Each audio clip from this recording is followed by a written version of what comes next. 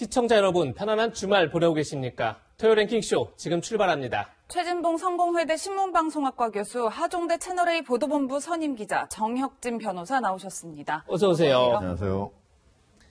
그럼 오늘의 첫 번째 한 랭킹 지금 바로 만나보시죠. 언덕 넘어 집회 강행. 민노총 공공운수노조가 어제 강원도 원주 국민건강보험공단 본사 앞에서 고객센터 직원의 직접 고용을 요구하는 집회를 열었습니다. 그런데 코로나19 4차 대유행이 심각하면서 경찰이 차벽을 설치해 이 집회를 원천 봉쇄했습니다. 그러자 노조원들은 차로 이동한 대신 이런 방법을 썼습니다. 현장 영상을 같이 한번 보시죠. 집회에 참여하기 위해 모인 조합원들이 숲풀 사이를 비집고 언덕을 오르는 모습을 지금 보고 계십니다. 서로 손을 잡아주면서 끌고 올라가는 그런 모습이 보이는데요. 집회 장소로 가는 길이 경찰에 막히면서 검문소 등을 운영하자 결국 인근 공원을 우회해서 울타리를 넘어간 겁니다. 꽤 많은 인원이 이동한 걸로 그렇게 보이는데요. 하종대 기자, 예. 어제 결국 원주에서는 집회를 불허했지만 300여 명이 모여서 집회를 열었다. 지금 이렇게 알려주고 있는데 저렇게 언덕을 넘어서면서까지 불법 집회를 연 민노총 어떻게 봐야 되는 거죠? 저는 뭐 민주노총도 하고 싶은 얘기는 있을 거예요. 특히 이제 이런 고객센터 비정규직이잖아요. 이런 사람들을 정규직으로 하자 하는 게 문재인 대통령의 사실은 대선 공약 중에 하나였지 않습니까? 그리고 예. 또 그런 정책에 따라서 다른 공단들 이미 정규직화한 곳이 있거든요. 근데 여기에 지금 현재 이제 콜센터, 국민건강보험공단의 콜센터에 한 1,600명이 근무하는데 그 사람들이 정규직을 계속적으로 요구하면서 작년부터 계속적으로 시위를 해왔던 거잖아요. 그걸 민노총이 이번에 300명이 가가지고 이제 원정 시위를 하는 거예요. 도와주기 위해서. 그런데 지금 화면을 보시면 아시겠지만 최소한 2m 정도 거리 두기를 해야 되는데 그게 안 되잖아요. 같이 다 모이고 또 같이 모이면 어떻게 해요?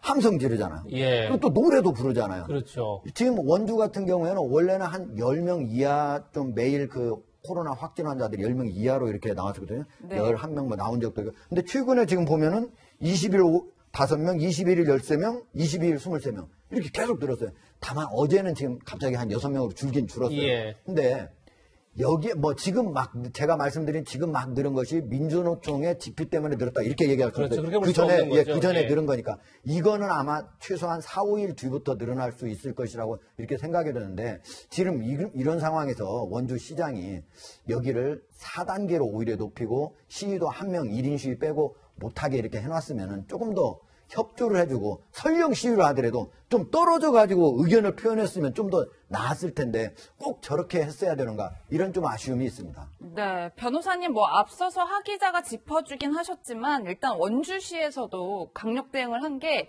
이 발생 집회 하루 전날 사회적 거리두기 단계 자체는 3단계로 격상을 하고 대신 집회만 4단계에 준해서 1인 시 외에는 모든 집회를 금지를 했단 말이에요. 네네. 근데 이를 두고 민노총에서는 거리두기 3단계인 원주시가 이제 집회만 꼭 집어서 4단계 기준을 적용하는 건 기본권 침해 소지가 있다. 혹은 행정권 남용이다. 뭐 이런 지적들을 하고 있어요. 어떻게 보셨어요? 저는 그렇게 생각하지가 않고요. 감염병 예방법에 따르면 보건복지부 장관이나 뭐 질병청장이나 시도지사는 감염법 예방 조치를 할 수 있도록 그렇게 규정이 되어 있거든요. 그다음에 그 조치에 위반했을 때에는 형사처벌까지 받도록 되어 있다고요.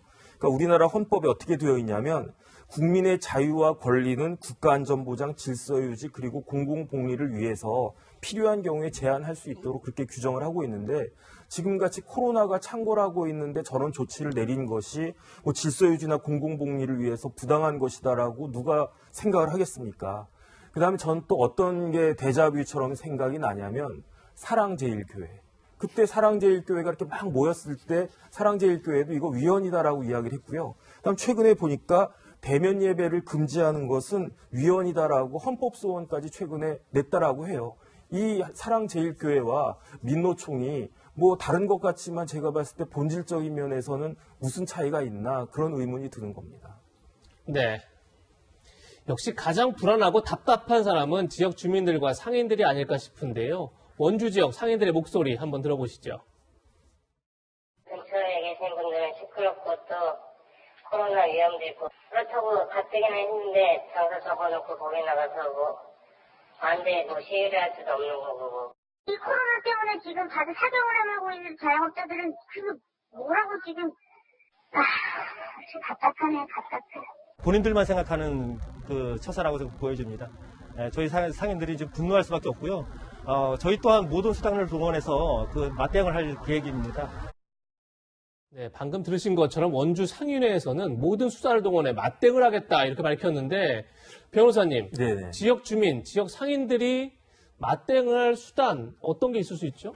일단 자영업자가 그러지 않아도 힘들지 않습니까? 여기에다가 억지로 참고 있는데 더 힘을 빼는 정말로 굉장한 그런 일을 하는 것 같다는 생각이 들고 일단 제일 먼저 생각할 수 있는 거는 손해배상 청구를 하는 거죠. 그 케이스도 있어요. 그다음 제가 조금 전에 사랑제일교회 말씀을 드렸지만 서울시가 사랑제일교회에 대해서 46억 2천만 원의 손해배상 청구를 했습니다. 그런데 어떤 내용이냐면 확진자 치료비, 격리자 지원비, 생활치료센터 지원 운영비, 그 다음에 버스가 이제 이용률이 떨어지니까 그 손실, 그 다음 전수조사 행정비용, 이런 것들을 다 서울시에서 그 사랑제일교회를 상대로 해가지고 손해배상 청구를 했는데 그 마찬가지로 원주시에서도 비슷한 조치를 할 수 있을 거라고 생각을 하고 원주시의 조사 결과에 따라서 상인들이 구체적으로 내가 이러이러한 손해가 발생을 했다.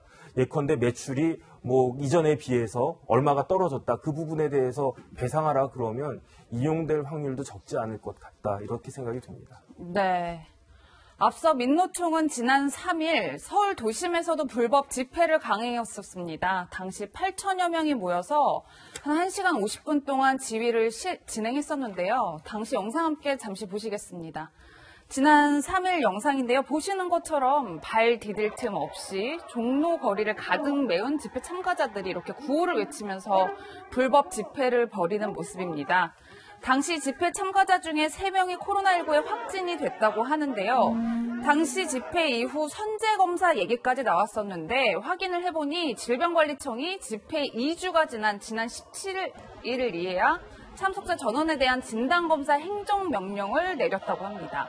최 교수님, 이를 두고 방역당국의 대처가 너무 늦었다, 이런 비판들이 나오고 있어요. 네, 행정명령을 내린 게 이제 2주가 지나서 내렸다고 해요. 근데 그 전에 정부의 대응을 보면 상당히 강경하게 대응을 했었어요. 처음에 저 집회한다고 해서 원천 봉쇄했습니다. 그랬더니 저분들이 종로 3가로 옮겨가지고 종로에서 또 했어요.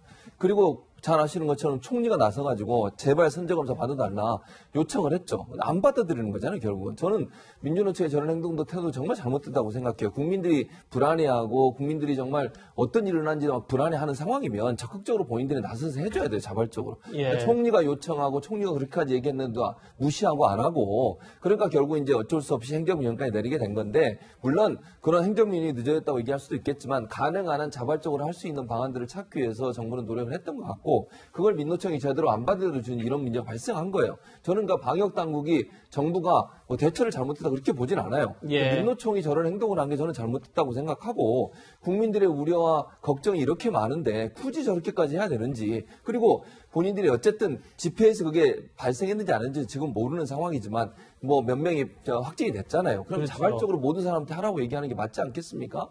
그런 부분을 제대로 못한 부분은 민노총의 책임이 있다고 봅니다. 예, 하정대 기자, 예. 최진봉 교수님 의견에 저도 전적으로 동조를 하면서 그럼에도 불구하고 우리 이 문재인 정부가 방역조차도 이중잣대를 하는 거 아니냐. 왜 그러냐면 이제 지난해 8.15에 보수 집회가 있었잖아요. 예. 그리고 이번에 7월 3일에는 민노총의 집회가 똑같은 곳에서 있었습니다. 그런데도 불구하고 물론 이번에도 정부가 나름대로 뭐 역할을 안 했다 이렇게 얘기는 안 하지만 한번 비교를 해보면요. 그때 당시에는 바로 지나자마자 확진검사 여부해가지고 나오자마자 바로 3일 만에 야 거기에서 참가했던 사람 전원 명단 내놔 이렇게 얘기를 한 거예요. 통신조사를 들어갔었죠. 예. 그리고 이번 같은 경우는 그게 2주 뒤나서 했습니다. 차이가 많잖아요. 그리고 그때 당시에는 전원 냈는지 안 냈는지 믿기가 어렵지 않습니까? 그러니까 어떻게 했어요? 당시에 거기에 기지국, 광화문 기지국을 다 뒤져가지고 거기에 있었던 사람 심지어 우리 회사에서 근무했던 사람도 거기에 한 거 아닌가 해가지고 문의를 받고 그랬잖아요. 근데 이번에는 안 하고 있지 않습니까? 이렇게 서로 다른 잣대를 대고 있는 게 일반 국민들한테는 아 이게 이중잣대 아니냐, 이거 정치방역 아니냐, 적어도 이런 식으로 방역까지 내로남불 방역해서 두겠느냐, 이런 얘기가 나오는 거죠. 이런 얘기 안 나오도록 정부가 해주셨으면 좋겠습니다. 네. 이번에는 재난지원금 얘기를 한번 짚어보겠습니다. 어젯밤 통과된 추경 예산안에 따라서 소득 하위 88% 국민에게 1인당 25만 원씩 지급하기로 했는데요. 그 기준이 논란입니다. 어제 통과된 추경안에 따라서 총 11조 원을 국민 재난지원금에 투입합니다. 그래서 연소득 기준 하위 88% 이하의 지급을 하게 돼 있고, 그렇게 되면 2,030만 가구에 1인당 25만 원씩 지급을 합니다. 그런데 논란은 이겁니다. 원래 최초 정부안은 소득 하위 70% 지급 방침이었습니다. 그것이 당정 협의를 거치면서 80%로 상향됐습니다. 그런데 민주당이 다시 의원총회를 열어서 전 국민 지급을 당론으로 확정을 합니다. 그리고 나서 어제는 여야 합의로 국민 88% 이하로 확정이 됐는데, 최진봉 교수님, 네. 많은 국민들이 궁금해할 것 같아요. 80%면 80%고 90%면 90%인데 88%는 뭐지? 그렇게 물을 것 같은데 어떻게 생각하세요? 저도 이해가 안 돼요, 사실은. 왜 88%입니까? 주려면 다 주지. 저렇게 하는 게 국민들을 또 편가르게 하는 거예요. 예. 88%, 89% 차이에 있는 분들은 얼마나 화가 나겠습니까? 뭐 몇 푼 안 되는 거고 안 받아도 되는 거예요. 그런데 그 국민들의 그 감정이 상하게 만드는 거예요, 그거는. 조금 줄여서 다 주면 문제 없을 거를 굳이 이렇게 88% 끊어가지고, 아마 제가 볼 때는 국회에서 논의하는 과정에 전체 금액 있잖아요. 그 재난지원금 줄 금액 보고 그 금액에 숫자 맞춰서 몇 명까지 줘야 되는데 숫자 맞추려면 이 정도 하다 보니까 88% 된 것 같아요. 결국 돈 정해놓고 그 돈에 맞게 사람 정하다 보니 결국은 88%라는 애매한 숫자가 나온 건데요. 저는 이렇게 하면 정부도 또 국회도 죽어도 국민들한테 욕먹는 겁니다. 그리고 그 중간에 있는 분들은요, 얼마나 애매하고 황당하겠습니까? 네. 또 뭐 월급이 뭐 88%, 89% 차이가 얼마나 나겠습니까, 사실. 그 경계선에 있는 분들은 또 얼마나 화가 나겠어요. 아무것도 아닌 거지만 사실은. 그런 점으로 본다고 하면 이 88% 맞는 것도요, 죽어도 결국은 또 비판받는 그런 일이 발생할 거라고 봅니다. 네. 그렇다면 나는 과연 재난지원금을 받을 수 있을지 궁금하신 분들이 참 많으실 것 같은데요. 그래서 저희가 연소득 기준표를 준비해봤습니다. 보시면 가구 인원별 연소득 기준에 따라서 재난지원금 지급 여부가 결정이 되는데요. 1인 가구의 경우 5천만 원, 그리고 2인 가구부터는 맞벌이 기준입니다. 2인 가구 8,605만 원, 그리고 4인 가구는 1억 2,436만 원 등이 되는데, 이 연소득 기준을 넘으면 재난지원금을 받지 못하게 되는 겁니다. 그리고 소상공인 피해 지원도 저희가 좀 살펴봤는데요. 소상공인 희망복지자금은 1인당 최대 2천만 원까지 상향이 되긴 됐습니다. 근데 하 기자, 일각 야당에서는 이런 얘기도 하더라고요. 사적 모임 재난으로 피해를 워낙 많이 봤잖아요. 자영업자나 소상공인들이. 그래서 재난지원금을 줄 바에 이분들에게 좀 두텁게 지원금을 보내드리자, 이런 지적들이 나오고 있어요. 예, 사실 이제 야당도 그렇고 자영업자 같은 경우가 지금 2년째 코로나 상황이 계속되면서 작년에는 이제 대부분 자영업자들이 보증금이라고 하는 게 있지 않습니까? 견딜 수가 있었는데 지금은 거의 부도 직전이에요. 그래서 그런 사람들한테, 즉 코로나로 인해서 직접 피해를 많이 타격을 입은 사람들한테 많이 주는 게 좋지 않겠느냐 했는데, 이번에도 좀 증액은 됐습니다. 증액은 됐지만 그 증액이 6천억 원에서 1조 원이니까 4천억 증액된 건데 좀 아쉽다. 그리고 제가 지금 화면에 2인, 그러니까 단독 가구일 때 2인만, 화면 아까 1인 가구, 2인 가구 보여주시겠습니까? 아마 시청자들이 궁금해 하실 수도 있어서 제가 그걸 조금 말씀드려요. 지금 2인 가구는 저게 맞벌이 부부 기준으로 8,605만 원이거든요. 그렇죠. 그러면 혼자, 외벌이는 어떻게 되느냐? 6,671만 원입니다. 지금 그리고 3인 가구 이렇게 올라간 거는 위벌이인 경우는 4인 가구, 저기 화면에 나온 거 4인 가구, 5인 가구로 한 개씩만 더해서 보시면은, 위벌이인 경우에는, 이렇게 내가 되는구나. 즉, 다시 말해서, 위벌이 4인 가구가 지금 저기 맞벌이 3인 가구처럼 1억 532만 원 기준이 되는 겁니다. 근데, 어쨌든 말이 다시 그쪽으로 갔지만은, 이 소기업들, 그리고 자영업자들, 이런 사람들한테 다음번에는 좀 더 많이 피해 입은 것을 다 보상은 어차피 안 될 거예요. 그게 다 안 되겠지만 그런 분들한테 좀 더 많은 지원금이 갔으면 하는 게 제 바람입니다. 네. 지금까지 코로나 소식 짚어봤습니다. 하종대 기자와는 여기서 인사 나누겠습니다. 고맙습니다. 세 번째 한 랭킹은 국보 전쟁입니다. 더불어민주당 대선 경선이 이른바 적통 경쟁으로 흐르고 있습니다.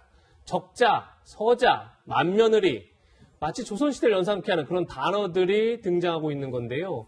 민주당의 적통 경쟁은 급기야 17년 전인 2004년 노무현 전 대통령 탄핵 문제까지 소환했습니다. 이낙연 전 대표가 노무현 전 대통령 탄핵에 찬성했느냐 반대했느냐를 두고 이재명 지사 측이 계속 문제제기를 하고 있는 건데요. 정성호 이재명 캠프 총괄 특보단장은 이런 글을 올렸습니다. 끝까지 거짓과 위선으로 나간다면 모든 것을 잃게 된다. 이낙연 전 대표를 향한 말이죠. 과오를 인정하고 반성하고 용서와 이해를 구하면 누가 계속 비난하겠는가 이런 글을 올렸는데 현재 이 글은 삭제됐습니다. 그러자 이낙연 전 대표 측도 가만히 있지 않았습니다. 최인호 캠프 상황본부장은 이 지사는 2007년 대선에서 이재명 지사가 정동영 지지모임 공동대표로 활동했다. 당시에 이재명 지사는 노무현이 지지하는 후보라면 그가 누구라도 지지하지 않겠다. 개헌이라는 절대 필수적 과제를 얘기해도 노 대통령이 하는 것이라면 싫다는 것이 국민의 정서다라는 글 등을 올렸다. 이렇게 또 반격에 나섰습니다. 이도훈 문화일보 논설위원 나오셨는데요. 이 논쟁 어떻게 보십니까?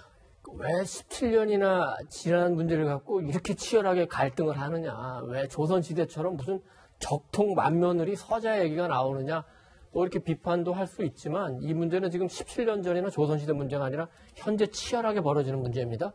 원래는 지금 코로나 때문에 그 전당대 경선이 한 달 정도 연기돼서 조금 휴지기를 가지면서 정비를 해야 되는 시점인데 굉장히 중요한 변수 두 가지가 갑자기 생겼습니다. 예. 첫째는 호남표가 굉장히 지금 요동을 치고 있습니다. 호남표 요동. 한동안 그 이재명 지사가 굉장히 우위를 차지해 왔는데 최근 조사 보면 이낙연 후보가 앞서고 있는 지금 여론조사도 나오고 있죠. 그렇게 예. 되면 호남의 선택이 그 여당의 후보를 좌우할 가능성이 굉장히 큰데 그렇다면 호남이 어디로 가는 거냐.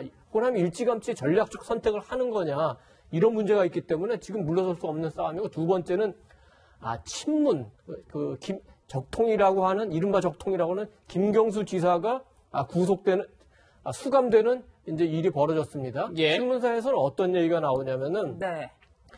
김경수 지사, 노 대통령, 문 대통령의 핵심 측근이라고 할 수 있는 김경수 지사도 우리가 지키지 못하는데 만약에 정권이 바뀌면은 정말 큰일 난다. 그럼 어떻게 해야 되느냐? 우리가 이재명 지사를 밀어야 되나? 이재명 지사 믿을 수 있는 건가? 혹시 배신하는 거 아닌가? 그러면 이낙연 후보를 다시 우리가 띄워야 되는 건가? 근데 이낙연 후보가 당선 가능성이 있는 건가? 윤석열을 이길 수 있는가? 혹시 호남 후보라서 그 영남에서 지지를 덜 받는 거 아니냐? 이런 논쟁이 벌어지고 있기 때문에 지금 이재명, 이낙연 두 사람은 굉장히 물러설 수 없는 상황입니다. 네. 특히 여기서 한 가지 변수가 더 이제 뒷받침되고 있는데 이낙연 후보가 지지율이 조금 떨어졌다가 올라가니까 그 뜨뜻미지근하게 돕는 듯 안 돕는 했던 측근들이 뭔가 조금 그 충성심을 보여주기 위해서 좀 과하게 대응하는 측면이 있습니다. 그렇게 되니까 이재명 지사 측에서도 굉장히 그 강하게 대응하고 이게 서로 좀 상승작용을 일으켜서 논쟁에 가열되는 측면이 있습니다. 네. 그런데 불과 며칠 전까지만 해도 이재명 지사는 왕조 시대도 아닌데 적자 서자 따지는 건 우습다 이런 입장을 밝혔었는데요. 당시 이 지사의 목소리 직접 들어보시겠습니다. 제가 적통은 아니죠. 적자 못되죠. 저는 그냥 민주당의 당원이 한 사람인데 우리 민주당 내에서 이게 왕조 시대도 아닌데 적자 서자 따지는 거 우습고요. 지금 민주정부 또 민주정당이기 때문에 당원은 모두 다 평등하다. 다만 정통성이라는 측면에서는 이재명이 훨씬 더 민주당의 정당 정책이나 역사에 더 부합한다는 말씀드릴 수 있겠는데요. 네, 최 교수님 들으신 대로 적통 경쟁을 따지는 건 우습다라는 취지로 말했던 이 지사가 왜 이렇게 노 전 대통령 탄핵 논란을 계속 물고 늘어질까요? 두 가지 이거 있는데요. 첫째는 친문 진영에 대한 이제 구애예요. 저는 그렇게 봐요. 첫 번째는 왜냐하면 이재명 지사 같은 경우 본인도 직접 얘기했지만 친문의 적통은 아니에요. 이재명 지사가 본인도 그건 인정하고 알고 있는 사실이고요. 그렇기 때문에 왜냐하면 또 지난번 대선에서 문재인 당시 후보와 상당히 격렬하게 또 논쟁이 있었지 않습니까? 그런 부분이 있기 때문에 친문 진영이 아직도 완전히 이재명 지사한테 마음을 주지 못하고 있는 상황이에요. 그런 상황에서 그 친문 세력을 끌고 가야 되고 안고 가야 되는 상황이거든요. 그렇지 않으면 대선에서 이기는 것이 상당히 어려울 수도 있어요. 그러기 위해서는 본인이 일정 부분 이낙연 후보 쪽으로 가려고 하는 친문 진영의 마음을 끌어와야 되는 상황. 그러면 결국 지금 이낙연 후보는 계속 주장하는 것이 본인이 친문의 적통이고 뭐 문재인 정부에서 국무총리까지 했으니 친문 진영이 본인한테 와야 된다고 계속 주장하고 있는데 그게 아니라는 걸 선을 그어줘야 돼요. 그래야 친문에서도 이게 이낙연 후보도 우리가 믿을 만한 후보가 아니구나라는 마음을 갖게 되면 이재명 지사 쪽으로 흘러올 가능성이 있지 않겠어요? 그런 전략적 선택이 있는 거 같고 두 번째는 공격에 대한 방어 장면으로 공격을 하는 거예요. 그러니까 최초로 사실은 이 네거티브 같은 문제가 시작됐던 것 중에 하나가 이 본경선 들어서서요. 이낙연 후보 측에 물론 이거 이재명 후보의 주장입니다. 이재명 후보 측에 이낙연 후보 측에서 본인의 이제 형수 욕설 관련된 그 두 번째 녹취록이 공개가 됐어요. 네. 물론 이낙연 후보 새로운 측은 버전의 녹취록이죠. 그렇죠. 근데 이낙연 후보 측은 본인과 관계 없다고 주장을 하고 계십니다. 그러나 이제 이재명 후보 측에서는 그렇게 이제 주장을 하고 있기 때문에 그런 관점에서 본다고 하면 네거티브로 공격해오는 그쪽을 공격하지 않으면 결국은 본인이 피해를 당할 수 있다는 전략적 선택이 그러니까 결국은 공격에 대한 방어로 또 다른 공격을 하는 이런 전략적 선택을 하지 않았나 이런 생각이 듭니다. 네. 이강 구도를 형성하고 있는 이재명 지사 그리고 이낙연 전 대표 탄핵 찬반 공방이 뜨거워지고 있는데 이 논쟁에 후발 주자들도 뛰어들고 있습니다. 그 목소리도 들어보시죠. 그 당시 한나라당이란 야당과 손잡고 노무현 대통령을 탄핵한 정당의 주역이잖아요. 추미애 대표하고 이낙연 후보가. 대통령의 탄핵에 대해서는 당에서 말리는 역할을 했었고 또 최고위원으로서 마지막에 그 불가피하게 탄핵에 동참을 했던 것에 대해서는 사죄를 하고요. 그것을 제가 뭐 회피하거나 부정한 바도 없고요. 이런 식으로 경선을 이전 투구의 장으로 네거티브의 장으로 끌고 가시려고 하면 집에나 가시라. 예, 이 논쟁을 두고 정세균 전 총리도 제가 마지막까지 노무현 대통령을 지키기 위해 탄핵을 막기 위해서 의장석을 지킨 사람이다. 이렇게 말하기도 했습니다. 이도현 의원님. 네. 조금 전에 저희한테 그렇게 말씀하셨어요. 이것은 17년 전 논쟁도 아니고 조선시대 논쟁도 아니다.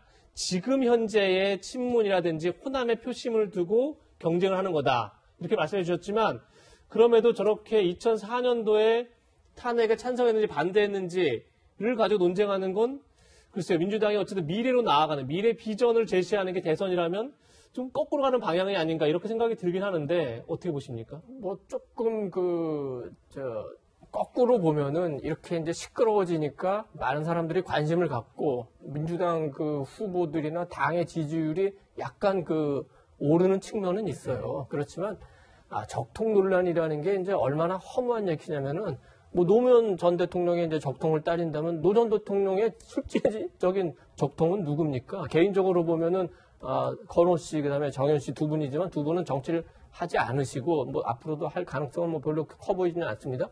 정치적으로 친노 친문의 적통이라는 대표적인 분이 누굽니까? 김경수 전 경남지사예요. 이분 어떻게 됐어요? 여론 조작해가지고 지금 수감돼 있지 않습니까? 적통 논란이 이게 얼마나 허무합니까? 그러면 김경수 지사처럼 친노 친문의 적통이라는 김경수 지사처럼 앞으로도 여론 조작해가지고 뭐 집권하겠다는 그런 뜻은 아닐 거 아닙니까? 우리가 정치인 노무현에 대해서는 많은 분들이 높이 평가도 하고 굉장히 안타까운 마음도 있지만 노무현 정부를 객관적으로 평가하면은 한미 FTA하고 제주강정기지 외에는 과연 잘한 것이 있는가? 노무현 정부 임기 말에 지지율이 굉장히 노 대통령 지지율이 굉장히 많이 떨어졌었고 심지어는 모든 게 다 노무현 때문이라는 말이 돌 정도로 사실 국정이 아주 성공적인 대통령은 아니었어요. 돌아가신 이후에 이제 노무현에 대한 재평가도 나오고 지금 많은 분들이 이제 좋아하기도 하지만 실제로 그렇고 문재인 정권을 평가하면은 아직 끝나지 않았습니다만 노무현 정권에서 이룬 일부의 성과라도 지금 있는 건지 도대체 어떤 성과를 낼 수가 있는 건지 이런 게 많은 분들의 비판이고 그렇기 때문에 정권 교체의 여론이 더 높지 않습니까?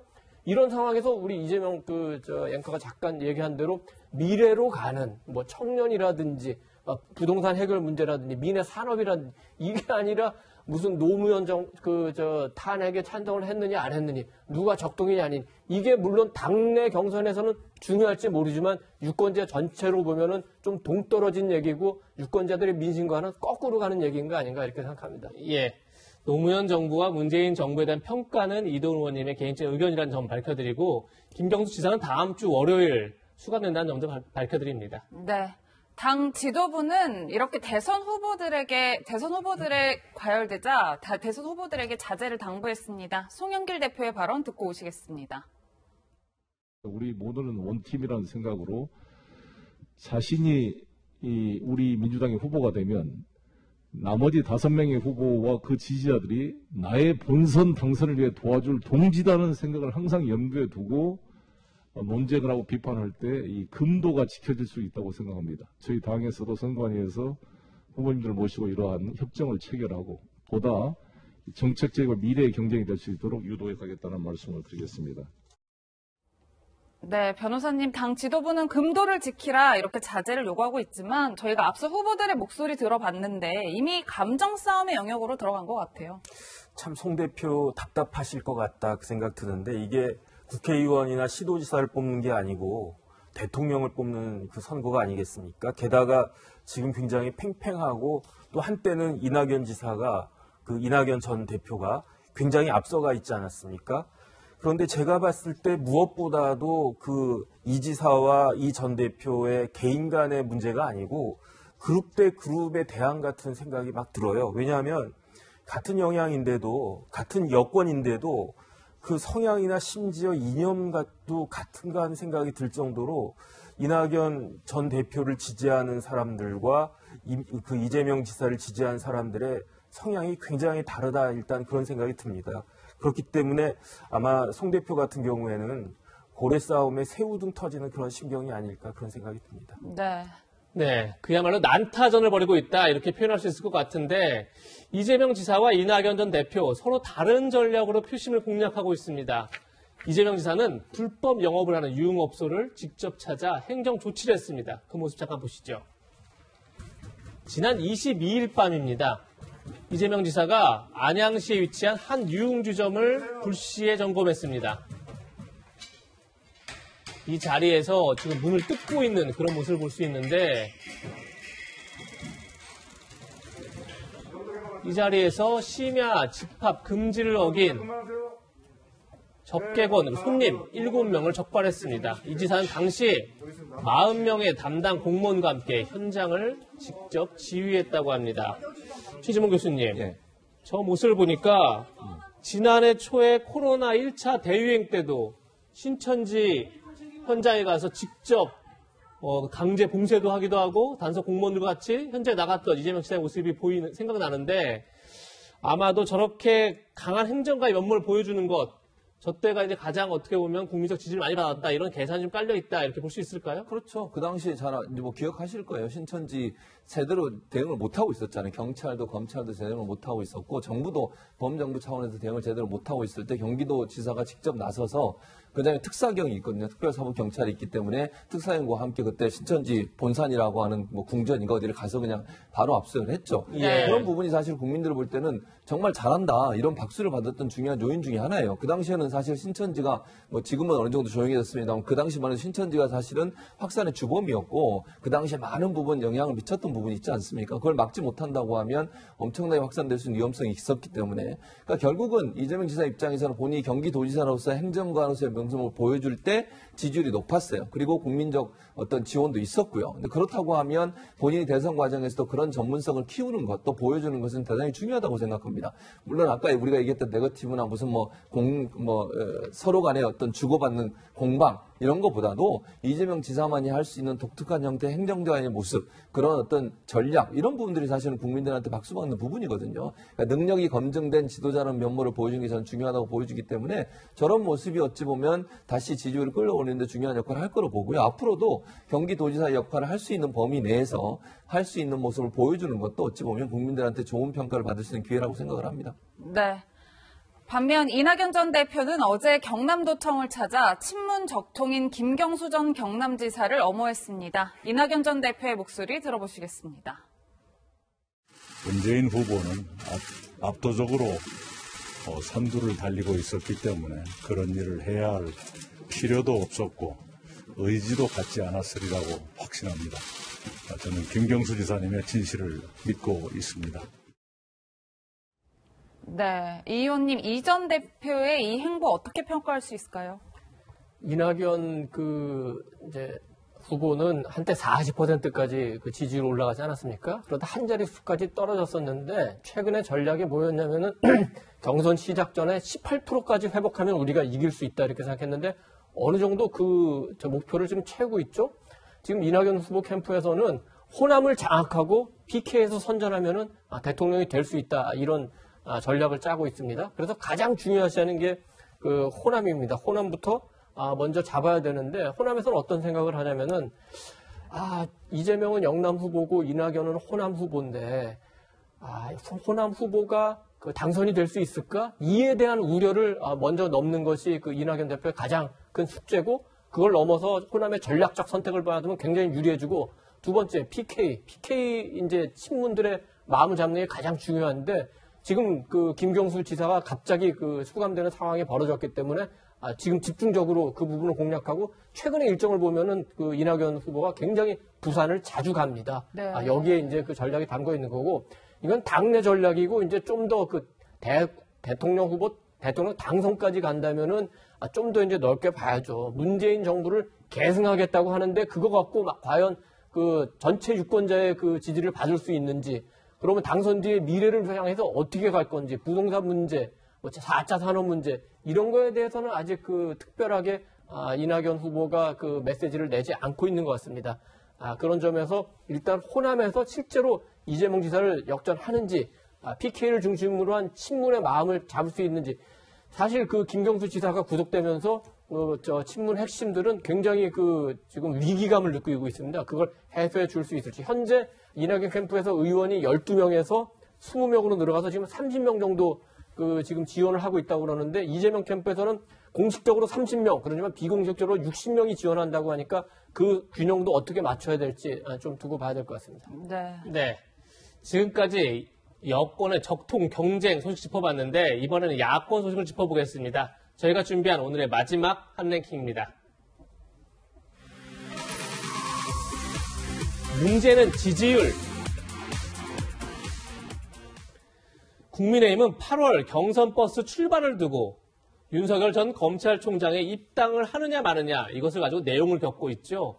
이준석 대표와 당내 이른바 친윤계 의원들이 공개적으로 맞부딪혔습니다. 이준석 대표 최근 언론 인터뷰에서 이런 얘기를 했습니다. 윤석열 전 총장의 지지율이 위험하다. 과거 안철수 대표가 정치에 미숙했을 때와 비슷한 판단을 하고 있다. 이렇게 비판한 겁니다.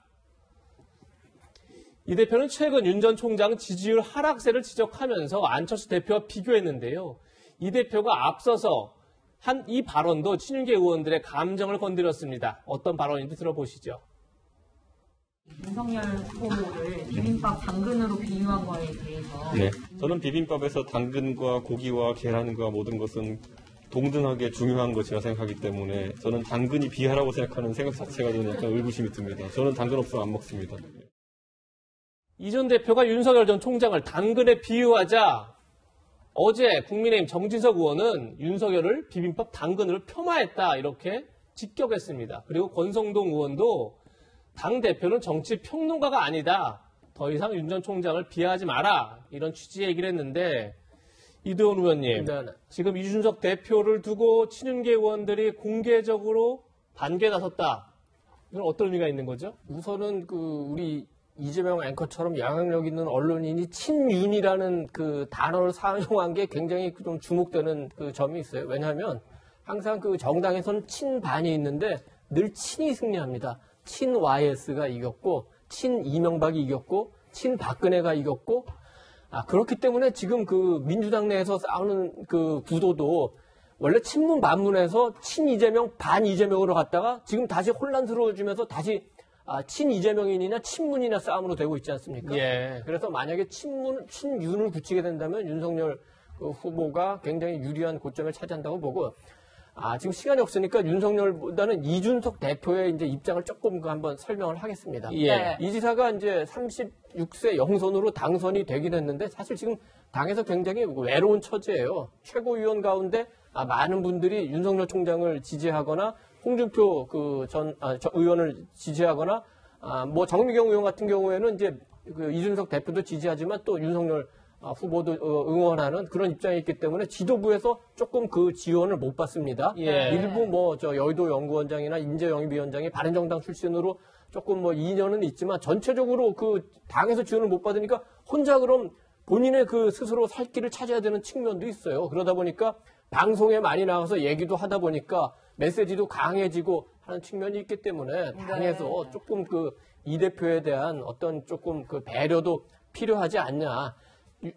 균형을 맞추기 위해서 윤석열 쪽 입장도 간단하게 설명하면은 2019년 이후 사실상 야당이 없는 상태에서 총선 몰락 이후에 야당의 존재감을 찾을 수 없는 상황에서 그래도 문정권이 잘못하는 걸 지적하고 싸운 사람이 윤석열 하나고 나중에 월성 1호기 때 이제 최재형 원장이 도와주고 실질적인 제1야당은 윤석열이었고 제2야당은 진중권이었는데 그 고마움 하나도 기억하지 못하고 이렇게 윤석열을 배척하는 식으로 나간다면 그건 정치적으로 옳은 일이 아니다. 이 두 입장이 이제 부딪히고 충돌하고 있는데 이제 협력을 하는 방향을 모색을 해야 되겠죠.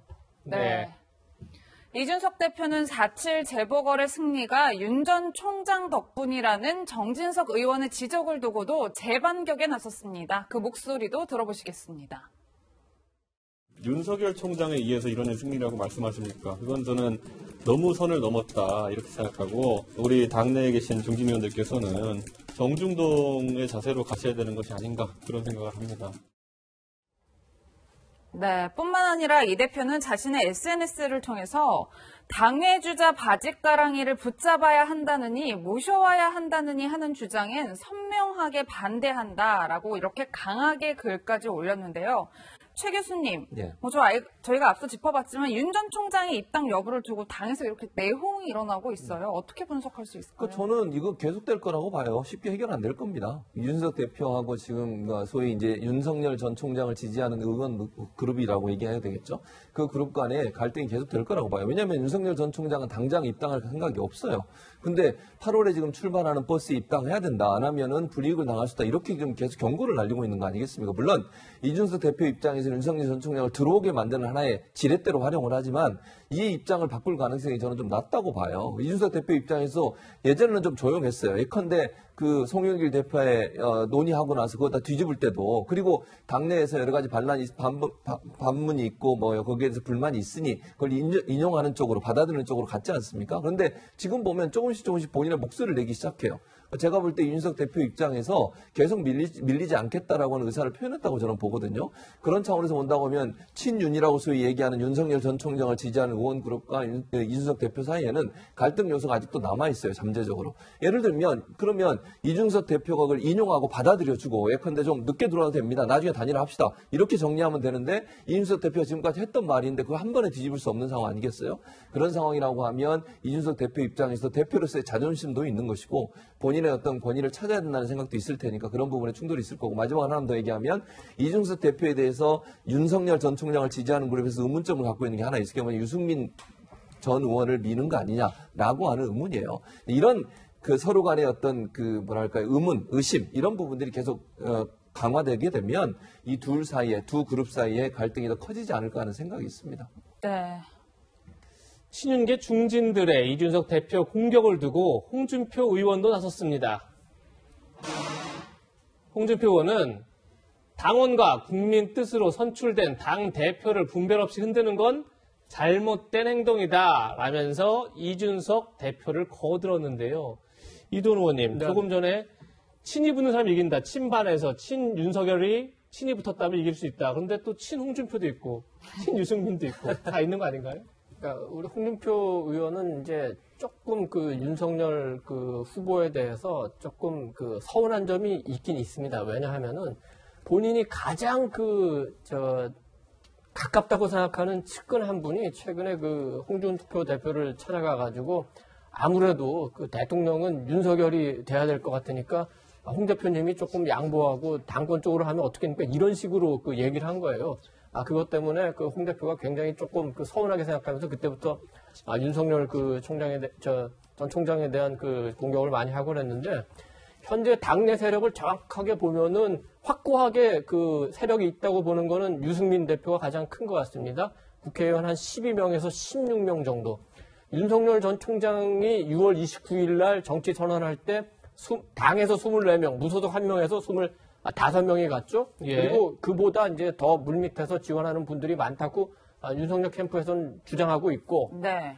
그 다음에 이제 최재형 그 전 감사원장 같은 경우에는 김미애, 조혜진, 박대출 몇 분이 지원했는데 그쪽 캠프 얘기를 들어보면은 굉장히 많은 수가 그 도움을 약속했다는 거예요. 근데 다만 당내에서 오래 정치를 해왔던 유승민, 원희룡, 홍준표 의원과의 관계가 있기 때문에 내가 지지한다 이렇게 얘기는 못하는 거죠. 원희룡 지사 같은 경우에도 지난번에 저 출범 모임 할 때 국회의원으로 30명 가지 않았습니까? 그러니까 예.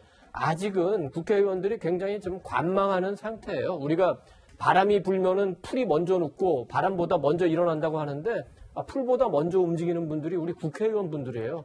그래서 지금 그 관망을 하다가 이쪽이 대세다 하면 한쪽으로 몰릴 가능성이 굉장히 많습니다. 국회의원분들 약간 기분 나빠하지 않으실까요? 근데 그게 실상입니다.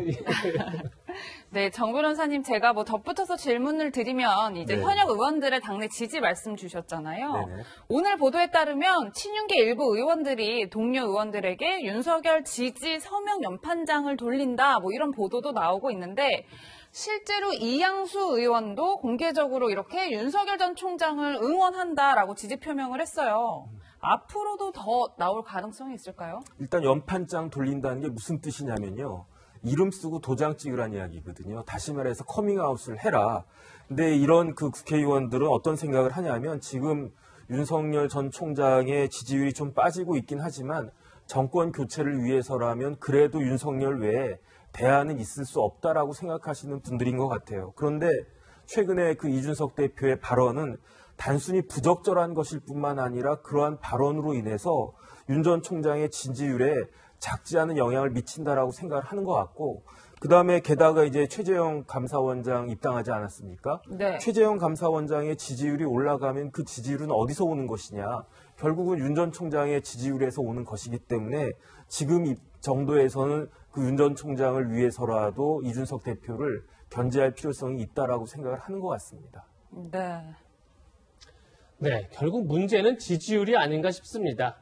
윤 전 총장 지지율이 최근 하락세를 보이면서 당내 갈등이 커지고 있는 건데요. 이번 주엔 이낙연 전 대표와의 가상 양자 대결에서도 윤 전 총장이 밀리는 그런 결과가 나오기도 했습니다. 7월 둘째 주 여론조사 결과인데요. 4개 여론조사 기관이 실시한 결과에서 이재명 지사 43, 윤석열 전 총장 33 이런 가상 양자 대결 결과가 있었고요. 이낙연, 윤석열 두 후보 간의 대결에서도 36대 36. 이기지는 못하고 있는 거죠, 윤 전 총장이. 지금 앞에 저희가 보신 게 7월 첫째 주 조사고요. 지금 보는 건 7월 둘째 주 조사입니다. 오히려 격차가 커진 그런 상황을 볼 수 있는데, 그러니까 이낙연 전 대표 42, 윤석열 전 총장 34. 이렇게 지금 지지율이 나타나고 있다. 볼 수 있는데, 결국 그만큼 윤 전 총장의 하락세가 두드러진 게 아닌가 싶습니다. 이건 저희가 준비한 겁니다. 과연 윤 전 총장 지지율이 왜 하락했을까? 검증 국면에서 발언이나 대응에 논란이 좀 불거진 것들이 있죠. 그리고 민주당 경선으로 중도와 호남 표심이 이탈하는 것 아닌가 이런 분석도 나오고요. 또 하나가 이제 최재형 전 감사원장이 대체제로 등장하면서 윤 전 총장의 지지율을 일정 부분 가져간 게 아니냐 이런 분석도 있는데 이돈 의원님, 이건 저희가 지금 분석한 건데 어떻게 이 분석에 동일하시는지 아니면 윤 전 총장 지지율 하락에 다른 또 특별한 이유가 있다고 보시는지. 그러니까 대체적으로는 동일합니다만 세 번째 부분이 가장 중요하고 저 부분은 조금 토론의 여지가 있는 것 같습니다. 최재형이 등장해서 윤석열의 표를 가져갔느냐? 아직까지는 그런 건 아닌 것 같습니다. 윤 총장의 그 지지율이 떨어지는 것에 대해서 뭐 많은 논란은 있지만 어쨌든 수치상으로 지금 주춤한 거는 사실이니까요. 근데 그 표가 직접 갔다고 얘기하기는 뭐 힘들겠지만 어쨌든 상대적으로 그 혜택을 본 분은 이낙연 후보입니다. 오히려 윤 총장의 지지가 떨어지는데도 국민의힘 후보들의 지지율이 그렇게 오르지는 않아요. 그렇다면은 윤석열 전 총장, 윤석열 예비 후보가 주장하는 대로 내가 당에 들어가면은 지지율이 떨어진다. 당 밖에서 중도, 호남 이런 표를 계속 유지하다가 합치는 게 맞다라는 주장이 아주 틀릴 수는 없는 거예요. 그리고 또 하나는 더 중요한 건 뭐냐면은 지금 여론조사에서 그 여당 표를 합쳐보면은 예를 들어서 이재명, 이낙연 두 분의 표만 합쳐도 40%가 넘는 그 여론조사가 굉장히 많지 않습니까? 그런데 윤석열을 빼고 국민의힘의 지지율을 합치면은 10% 안팎이기 때문에 국민의힘으로서는 굉장히 위기감을 느껴야 돼요. 지금 상태라면은 여당에서 조금만 더 지지 중도층을 규합을 하게 되면은 정권을 재창출할 수 있는 상황이거든요. 그렇다면 지금 국민의힘과 윤석열 전 총장이 싸울 때가 아니라 어떻게든 파일을 더 키워서 보수 세력을 확장시켜야지 정권 재창출의 가능성이 커진다. 그 과정에서 지금 가장 중요한 게 윤석열 예비 후보와 이준석 대표의 관계라고 볼 수 있는데 두 분이 그 힘을 합치면 굉장히 여러 가지 세대적으로나 이념적으로나 여러 가지 시너지 효과가 큰데 지금 두 분이 약간 갈등하는 모습을 보인다는 거예요. 네. 어떻게 보면 두 분의 정치력이 좀 떨어지는 걸 수도 있고 아니면 정치라는 게 원래 그런 걸 수 있는 상황인데 국민의힘이 여러 가지로 좀 생각을 해볼 점이 많은 것 같습니다. 네. 윤 전 총장 최근에 대구를 찾아 한 발언이 논란이 됐었습니다. 듣고 오시겠습니다.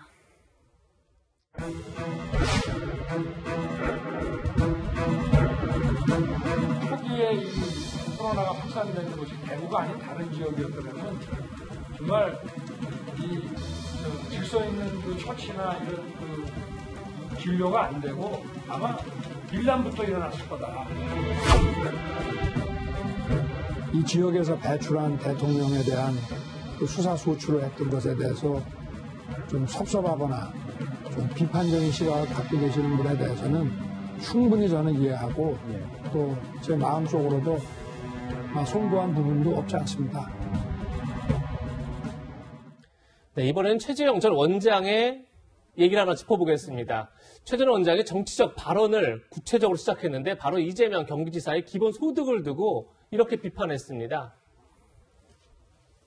월 8만 원 이재명 기본소득은 전 국민 외식수당이다 이렇게 비판하자 오늘 이재명 지사는 최 전 원장께 월 8만 원이 외식비 푼돈에 불과하겠지만 서민 4인 가족에겐 연 400만 원 엄청난 거금이다 이렇게 반격을 했는데 최지문 교수님 네. 이 논쟁 어떻게 보십니까? 그러니까 이렇게 생각해요. 이재명 지사하고 최재형 원장의 차이는 최재형 원장은 그 8만 원 받는 게 본인한테 그렇게 큰 도움이 안 된다고 볼 수 있지만 이재명 지사 입장에서는 어렵고 힘든 사람한테 월 8만 원도 너무너무 소중하다. 그게 없어서 밥을 못 먹고 그게 없어서 생활을 못하는 경우도 있을 수 있으니 그 8만 원이라는 돈도 소중한 돈이라고 생각을 해야 한다. 그래서 기본소득이라고 하는 것은 조금부터 시작하더라도 조금씩 늘려가면서 국민에게 실질적 도움을 주는 거다. 이렇게 주장하는 거고 최재형 원장은 그게 이제 성과가 없다고 얘기하는 건데 네. 저는 뭐 어쨌든 어렵고 힘든 분들한테는 그거라도 아주 중요하게 작용할 수 있는 돈이라고 생각을 합니다. 우선 우리가 이회창 감사원장, 김황식 그 감사원장 두 분 다 국무총리까지 하셨죠? 네. 두 분이 공통적으로 하는 얘기가 있습니다. 내가 총리 때보다 감사원장 때 국정을 많이 배운 것 같다. 총리 때는 방탄 의전하느라고 국정을 못 보았는데 감사하면서 많이 배웠다 하니까 충분히 이 점에 대해서는 최 원장이 잘 알고 있을 것 같고 8만 원만 잠깐 그 얘기를 붙이겠습니다. 8만 원이 굉장히 기묘한 가정도 많지만 우리나라 그 소득을 10분위로 하면은 제일 어려운 분 1분위, 제일 그 여유 있는 분 10분위 하면 5분위부터는 월 저축액이 100만 원이 돼요. 그럼 그분들한테 월 8만 원이 아주 기묘하지는 않지 않겠습니까? 그러니까 어려운 1분위부터 5분위까지의 우리 어려운 분들을 더 많이 지원하는 게 사회적 정의에 합당한 거 아니냐. 이런 생각을 합니다. 네. 세 분과는 여기서 인사드리겠습니다. 고맙습니다.